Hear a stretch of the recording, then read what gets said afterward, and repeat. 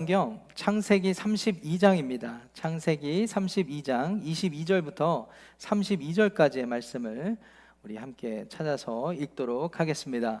구약 성경 창세기 32장 22절부터 32절까지의 말씀인데요. 저와 여러분들이 찾아서 한 절씩 교독하고 마지막 절 32절은 큰 목소리로 읽었으면 좋겠습니다. 32장 22절부터 32절까지 제가 먼저 22절 말씀을 읽도록 하겠습니다. 밤에 일어나 두 아내와 두 여종과 11 아들을 인도하여 야복 나루를 건널세. 그들을 인도하여 시내를 건너가게 하며 그의 소유도 건너가게 하고 야곱은 홀로 남았더니 어떤 사람이 날이 새도록 야곱과 씨름하다가 자기가 야곱을 이기지 못함을 보고 그가 야곱의 허벅지 관절을 치매 야곱의 허벅지 관절이 그 사람과 씨름할 때에 어긋났더라. 그가 이르되 날이 새려 하니 나로 가게 하라. 야곱이 이르되 당신이 내게 축복하지 아니하면 가게 하지 아니하겠나이다. 그 사람이 그에게 이르되 네 이름이 무엇이냐? 그가 이르되 야곱이니이다. 그가 이르되 네 이름을 다시는 야곱이라 부를 것이 아니요 이스라엘이라 부를 것이니 이는 네가 하나님과 및 사람들과 겨루어 이겼음이라. 야곱이 청하여 이르되 당신의 이름을 알려주소서. 그 사람이 이르되 어찌하여 네 이름을 묻느냐 하고 거기서 야곱에게 축복한지라. 그러므로 야곱이 그곳 이름을 브니엘이라 하였으니 그가 이르시기를 내가 하나님과 대면하여 보았으나 내 생명이 보존되었다 함이더라. 그가 브니엘을 지날 때에 해가 돋았고 그의 허벅다리로 말미암아 절었더라. 함께합니다. 그 사람이 야곱의 허벅지 관절에 있는 둔부의 힘줄을 쳤으므로 이스라엘 사람들이 지금까지 허벅지 관절에 있는 둔부의 힘줄을 먹지 아니하더라. 아멘. 하나님의 말씀입니다. 오늘 저와 여러분은 인생의 밤, 브니엘의 밤이라는 제목으로 하나님의 말씀을 나눠보고 싶습니다. 인생의 어려운 시간들은 누구에게나 찾아옵니다. 하나님의 자녀, 예수님을 영접한 하나님의 자녀라 할지라도 이 어려운 시간이 찾아오는 것은 예외가 없습니다. 뜻하지 않게 생기는 좋지 않은 일들, 감당하기 버거운 상황들, 그리고 그것들을 헤쳐나가기 위해서 고군분투하는 수고와 노력, 고생의 시간은 우리 모두가 겪는 인생의 현실입니다. 그때 우리는 밤잠을 설치기도 하죠. 그래서 마치 끝이 보이지 않는 어두운 밤을 지나는 것처럼 느껴질 때가 있습니다.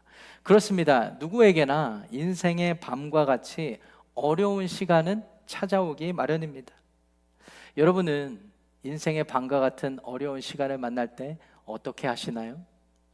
요 사이에는 육체적인 건강의 어려움뿐만 아니라 마음의 어려움이 있어서 누구에게도 말 못하고 끙끙 앓으면서 내가 어떻게 내 인생을 살 수 있을지 고민하고, 또 관계적인 일들, 재정적인 어떤 부담감들, 또 더 많은 일들 때문에 지치고 지쳐서 낭망하는 그런 시대 아니겠습니까? 그래서 여러분들은 이러한 어려운 인생의 밤과 같은 시간을 만날 때 어떻게 그 시간들을 견뎌내십니까? 오늘 저와 여러분들이 함께 읽은 본문 속의 야곱은요, 그 어느 때보다도 절박한 상황, 인생의 밤과 같은 어려운 시간에 놓여 있다라고 할 수가 있습니다. 젊은 시절 이 야곱은요, 자신의 육신의 아버지, 눈이 보이지 않을 정도로 연로하신 아버지 이삭을 속여서 자신의 또 다른 쌍둥이 형 에서가 마땅히 받아야 되는 하나님의 축복을 가로챘던 그런 사람이었죠. 그 결과로 형 에서의 무시무시한 살해 위협을 피해서 도망쳐야만 했던 사람이었습니다. 감사하게도 그의 어머니 리브가의 도움으로 외삼촌 라반의 집으로 도망하여 그가 그곳에서 목숨을 부지하고 가정을 꾸리고 물질적인 안정을 이루게 되었지요. 그런데 적지 않은 시간 동안 삼촌 라반과 지내면서 이 삼촌 라반과의 관계가 여의치 않게 되었습니다. 그래서 그가 선택한 길이 소위 야반도주를 하게 됩니다. 밤중에 삼촌한테 인사도 하지 않고 그 도망길을 다시 떠나게 되었죠. 야곱이 모든 식솔들을 데리고 그리고 가축들을 데리고 고향 땅으로 아버지가 계시는 곳으로 떠나게 되었는데, 들리는 소식에 자신의 형, 과거의 형의 축복권을 가로챘던 그 야곱을 위하여 자신의 형 에서가 종 400명이나 데리고 자신을 마중 나온다는 소식을 듣게 됩니다. 이 소식을 듣게 된 야곱은 두려움에 빠질 수밖에 없었죠. 그래서 밤잠을 설치게 됩니다. 이 형을 피해서 삼촌에게 도망했다가 이제 삼촌에게 배신당해서 도망하여서 다시 그 고향 땅에 신락 같은 희망과 소망을 가지고 돌아가고 있는 상황인데, 그 상황 속에서 형이 400명이나 데리고 온다는 거예요. 여러분, 이건 누가 봐도 자기를 죽이겠다라는 말처럼 들리지 않습니까? 상황 자체가 그렇잖아요. 비록 오랜 시간이 지났다 하더라도 자기가 해놓은 짓이 있기 때문에 야곱은 두려움을 느끼고 또 걱정하고 또 근심할 수밖에 없었던 그날 밤이었습니다. 그런데 아이러니하게도, 되게 모순되게도 이 야곱은 브니엘이라는 곳에서 이 어려운 시간, 인생의 밤과 같은 어려움 중에 하나님을 대면하게 되는 것입니다. 그리고 하나님의 위로와 그날 밤 하나님의 약속을 얻게 되죠. 어두운 시간, 어두운 밤과 같은 자신의 인생의 밤 가운데에서 하나님의 빛을 경험하게 된 것입니다. 그렇습니다. 야곱에게 브니엘의 밤은 인생의 가장 칠흑과 같은 어두운 밤이 분명했지만, 그 칠흑과 같은 인생의 밤 중에 하나님을 대면하게 되었습니다. 그 결과로 그는 어두움 가운데 밤중에서 하나님의 빛을 보고 하나님의 영광을 경험한 사람이 된 것이죠. 오늘 우리 교회 예배 가운데 참여한 여러분 모두를 주님의 이름으로 축복합니다. 여러분의 인생이, 여러분의 삶이, 여러분의 가정이, 여러분이 속한 모든 일들이 인생의 밤과 같이 어두운 시간을 겪고 있다면, 사람에게 실망하고 재정적으로 부담감을 느끼고 압박감을 느끼고 믿었던 사람들에게 실망하고 낭망하고 육체적으로 아무런 힘이 없어서 어두움 가운데 사는 것과 같은 삶을 살다가 그래도 하나님 한 분 바라보기 위하여서 예배 가운데 나오셨다면, 오늘 이 예배 가운데 그 마음을 하나님께서 어루만져 주시고 위로해 주시기를 간절히 축복합니다. 나아가서 여러분들에게도 브니엘에서 하나님을 대면했던, 여러분의 인생의 밤과 같은 어려운 상황 가운데서도 여러분의 삶을 사랑하시고 복 주시길 원하시고 자신의 독생자를 아끼지 아니하실 정도로 여러분들을 사랑하신 하나님께서 여러분의 인생의 밤이 빛이 비춰지는 영광스러운 인생, 영광스러운 가정, 그리고 영광스러운 가정, 교회로 만들어 주시기를 우리 주님의 이름으로 간절히 축원합니다. 자, 그렇다면 저와 여러분들의 인생에, 여러분들의 삶의 가정에 밤과 같이 어려운 시간을 경험할 때 하나님의 위로와 약속을 얻기 위해서 우리는 무엇을 어떻게 해야 할까요? 브니엘에서 어두운 가운데 야곱의 이 간증, 하나님을 경험했던 야곱의 스토리를 통하여 두 가지 교훈으로 살펴보도록 하겠습니다. 첫째, 우리가 하나님 믿는다 하여도 인생의 어려운 밤을 만날 때가 있는데, 그 인생의 밤을 만날 때 우리는 무엇을 어떻게 해야 할까요? 첫째로, 하나님 앞에 홀로 서게 될 기회로 여기십시오. 하나님 앞에 홀로 서게 될 기회로 삼으시기를 바랍니다. 오늘의 본문 22절부터 24절까지의 말씀을 다시 보시겠습니다. 제가 여러분들을 위해서 읽어볼게요. 밤에 일어나 두 아내와 두 여종과 11 아들을 인도하여 야복 나루를 건널세 그들을 인도하여 시내를 건너가게 하며 그의 소유도 건너가게 하고, 야곱은 홀로 남았더니 어떤 사람이 날이 새도록 야곱과 씨름하다가. 야곱이 고향 땅으로 향하던 중에 오늘날 요단강 중간 지점쯤 되는 당시의 야복강이라 불리던 그 지역이 있었는데, 그 지역 나루터에 도착하였습니다. 그때는 밤중이었다라고 22절 말씀이 교훈해 주고 있습니다. 말씀해 주고 있습니다. 이 밤은 야곱에게 있어서 그 어느 때 경험하던 밤과는 다른 밤입니다. 매우 길게 느껴질 수밖에 없었던 밤이었죠. 형 에서가 400명의 종을 데리고 자신에게 오고 있다라는 말을 들었기 때문입니다. 아니, 15년이 넘는 시간이 지났는데도 불구하고 이 에서가 설마 그때 그 감정, 그때 그 분노, 그 원한을 가지고 나를 죽일까? 라는 마음으로 돌아가고 있는데 400명을 대동하고 온다라는 것은 야곱에게 있어서 그것이 확실했구나. 여전히 나에게 분노하고 있고 나에게 원한을 품고 있구나. 나를 죽이려 하는구나 라는 마음을 품었던 그날 밤입니다. 야곱에게는 그 어느 때보다도 심각한 상황, 심각한 날의 밤이라고 할 수가 있습니다. 그래서 야곱은 형의 마음을 누그러뜨리기 위해서 인간적인 지혜를 짜내었죠. 인간적으로 쉽게 말해서 잔머리를 짜내게 됩니다. 하나님이 축복을 주셔서 많은 가족들을 이루고 많은 가축들, 재산을 이루었는데 같이 가는 무리를 다 헤아려서 4개의 그룹으로 나누게 되죠. 그리고 자기는 제일 마지막 그룹에 속하고 나머지 자녀들을 포함한 3개의 그룹에 수많은 가축들, 양, 소, 염소들을 가득 채워가지고 각각 그룹에 준 후에 에서가 400명의 종을 데리고 오면 그들을 만났을 때 각 그룹이 이렇게 말해달라라고 부탁한 상황입니다. 무엇을 말해야 했을까요? 이것은 당신의 동생 야곱이 사랑하는 형 에서에게 주는 선물입니다 라는 것이죠. 우리는 2025년 현대에 이런 물질 거래를 뇌물이라고 이야기하지 않습니까? 자신의 유익을 위하여서, 자신의 안전을 위하여서 지불하는 금액, 이런 것들을 우리가 흔히 뇌물이라고 이야기를 하죠.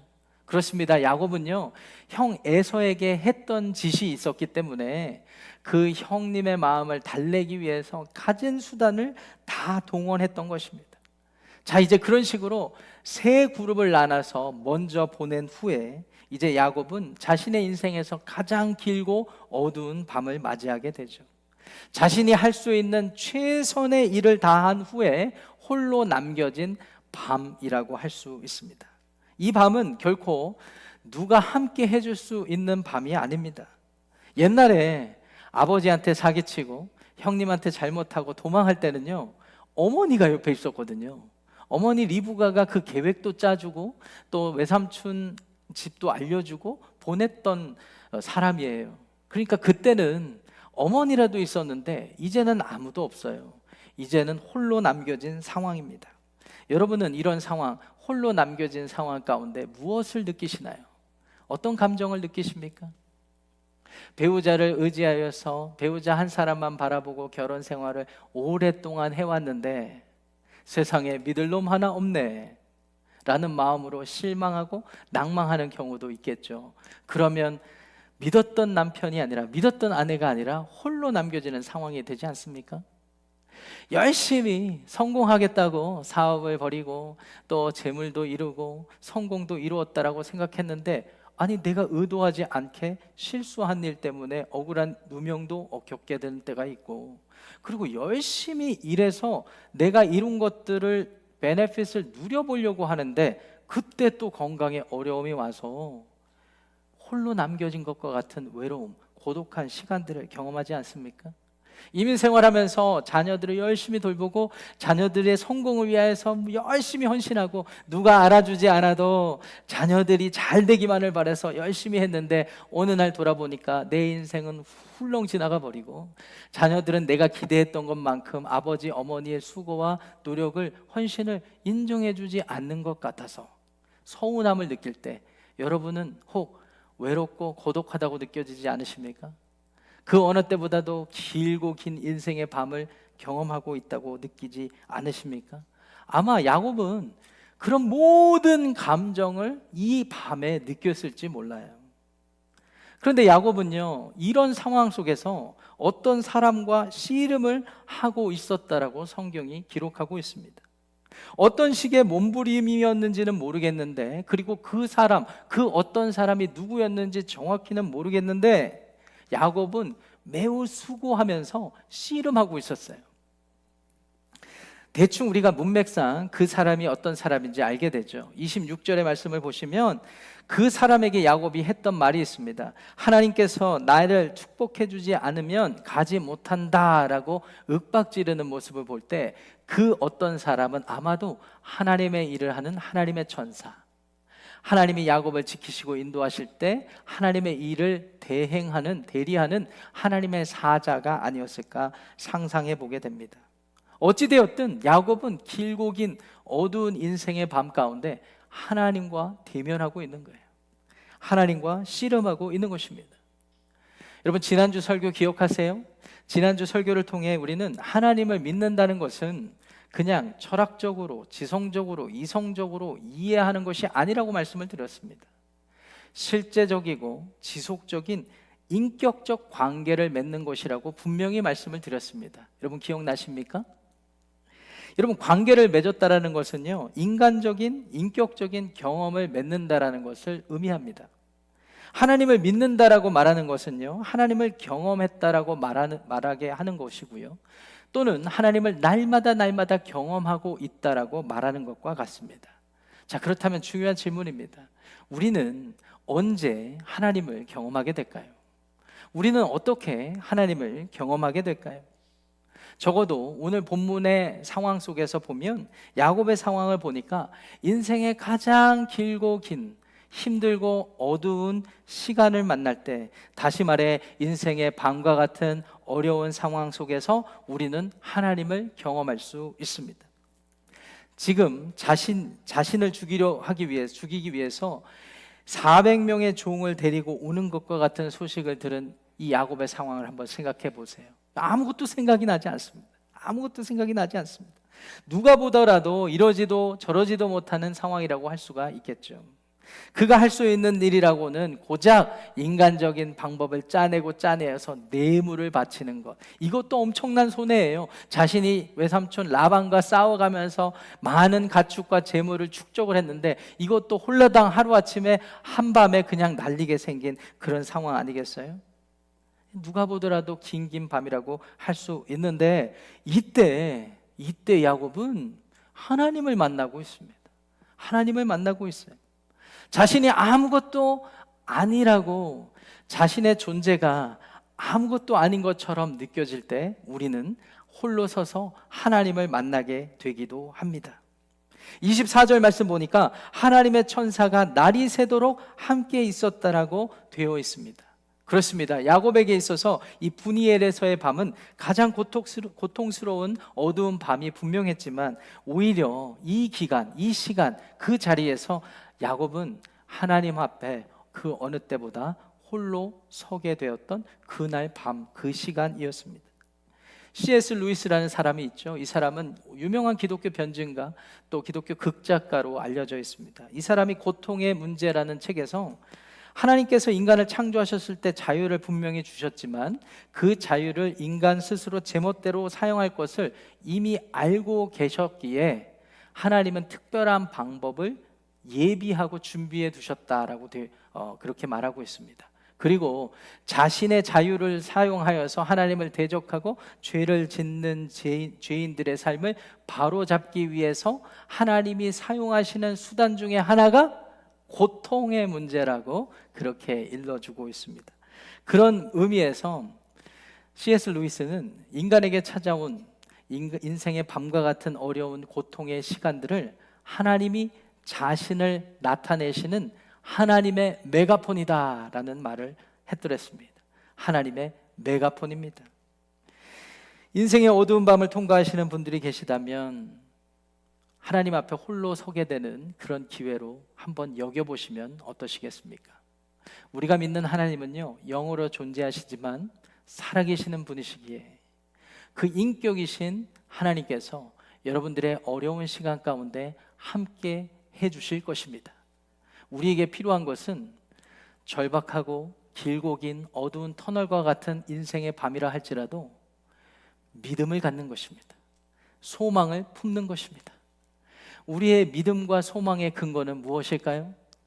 독생자 예수 그리스도를 아끼지 않으시고 인간으로 이 땅에 보내주시고 십자가를 지게 하시고 죽게 하셨을 뿐만 아니라 사흘 만에 부활하게 해주신 십자가 사건, 부활 사건, 하나님의 독생자 아들을 보내주셔서 우리를 향한, 저와 여러분들을 향한 하나님의 사랑을 확증해 주셨던 기록과 역사적인 사건을 기억하며 여러분 인생의 밤 가운데 믿음을 회복하시고 소망을 가지시기를 우리 주님의 이름으로 축원합니다. 인생의 밤을 만날 때 우리가 할 수 있는 일은 하나님과 홀로 대면할 수 있는 기회라고 여기시기를 바랍니다. 둘째, 인생의 어두운 밤을 지날 때 우리가 할 수 있는 일은 하나님 한 분만을 붙드십시오. 하나님 한 분만을 붙드시기 바랍니다. 다시 오늘의 본문 24절 하반절부터 26절까지의 말씀을 제가 여러분들을 위해서 읽어보겠습니다. 어떤 사람이 날이 새도록 야곱과 씨름하다가 자기가 야곱을 이기지 못함을 보고 그가 야곱의 허벅지 관절을 치매 야곱의 허벅지 관절이 그 사람과 씨름할 때에 어긋났더라. 그가 이르되 날이 새려하니 나로 가게 하라. 야곱이 이르되 당신이 내게 축복하지 아니하면 가게 하지 아니하겠나이다. 야곱은 자신의 인생의 밤중에 하나님 앞에 홀로 서 있습니다. 그는 밤이 새도록 하나님의 사자 하나님과 직접적으로 씨름하고 있어요. 그리고 하나님의 사자가 떠나지 못하도록 꼭 붙들고 있습니다. 어느 정도로 꼭 붙들었는지 25절 말씀을 다시 보니까 하나님의 사자가 그를 이기지 못할 정도다라고 되어 있습니다. 결국 이기지 못하니까 하나님의 사자가 야곱의 허벅지 관절, 즉 고관절을 쳐서 어긋나게 하죠. 그래도 야곱은 메어 달립니다. 그리고 하나님의 사자에게 이렇게 말했습니다. 내게 축복하지 아니하면 당신을 가게 하지 아니하겠나이다. 여러분, 야곱의 상황에서 다른 말로 하면 하나님이 형 에서의 위협 속에서 자신을 지켜주지 않으면 하나님 못 가십니다. 하나님 못 가십니다. 꼭 붙들어 매고 있는 것입니다. 이 말씀을 우리가 읽으면서 이런 질문을 하게 되죠. 아니, 어떻게 하나님이 한낱 개미 같은, 개미보다 못한 인간의 힘을 못 이길 수가 있지?